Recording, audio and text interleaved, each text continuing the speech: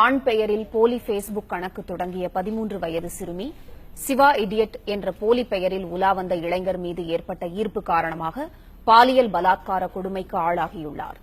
Facebook மூலம் சிறுமிக்கு ஏற்பட்ட கொடூரம் குறித்து விவரிக்கிறது இந்த செய்தி தொகுப்பு.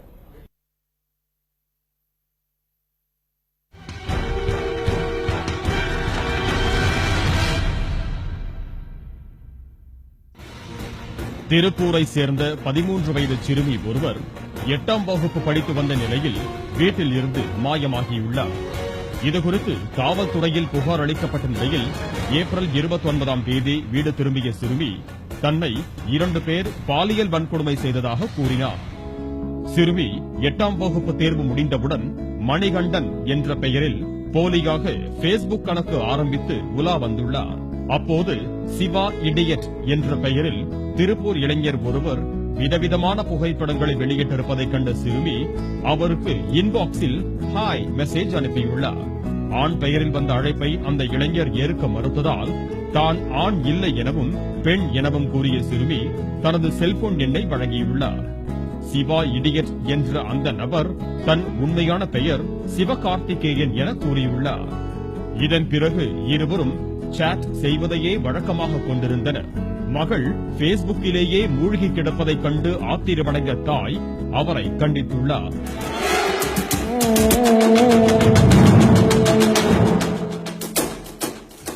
இதனால் மனவேதனையடைந்த சிறுமி சிவா இடியட்டை செல்போனில் அழைத்து புலம்பியுள்ளார். அப்போது சிறிது நேரம் பேசிக் கொண்டிருந்தால் எல்லாம் சரியாகிவிடும் என கூறிய சிவா இடியட் அப்படியே ஜன்னலை திறந்து வெளியே பார்க்குமாறு சிறுமியிடம் கூறியுள்ளார். ஜன்னலை திறந்து பார்த்த சிறுமி சினிமா ஹீரோவை போல யமஹா பைக்கில் நின்ற சிவா இடியட்டை பார்த்து பரவசமடைந்துள்ளார்.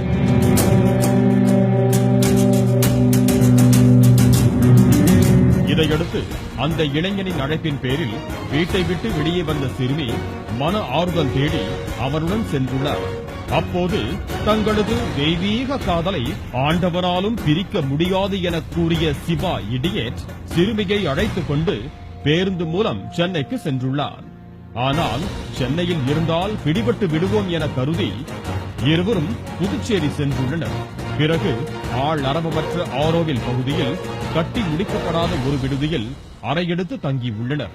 அன்று இரவு அந்த சிறுமி பாலியல் வன்முறைக்கு ஆட்படுத்தப்பட்டுள்ளார்.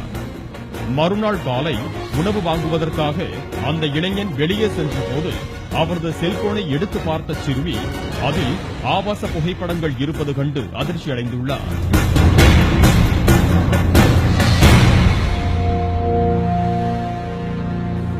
இதனால் இருவருக்கும் இடையே தகராறு ஏற்படவே சிறுமியை அம்போவென விட்டுவிட்டு திருப்பூருக்கு ஓடிவிட்டான் அந்த இளைஞன்.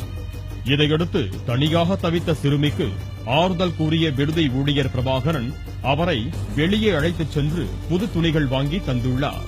பின்னர் இருட்டிவிட்டதாக கூறி சிறுமியை மீண்டும் விடுதிக்கு அழைத்து வந்த பிரபாகரன் திடீரென தாலியை எடுத்து காட்டி அவரை திருமணம் செய்து கொள்வதாக சென்டிமெண்டாக பேசியுள்ளார்.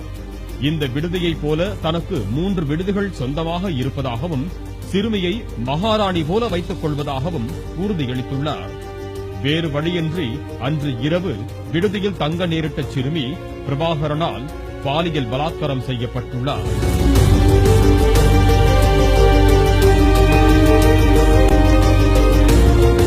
மறுநாள் காலை பிரபாகரன் தூங்கிக் கொண்டிருந்த போது அங்கிருந்து தப்பித்த சிறுமி தன்னிடம் இருந்த பணத்தை வைத்து திருப்பூர் வந்து சேர்ந்தார்.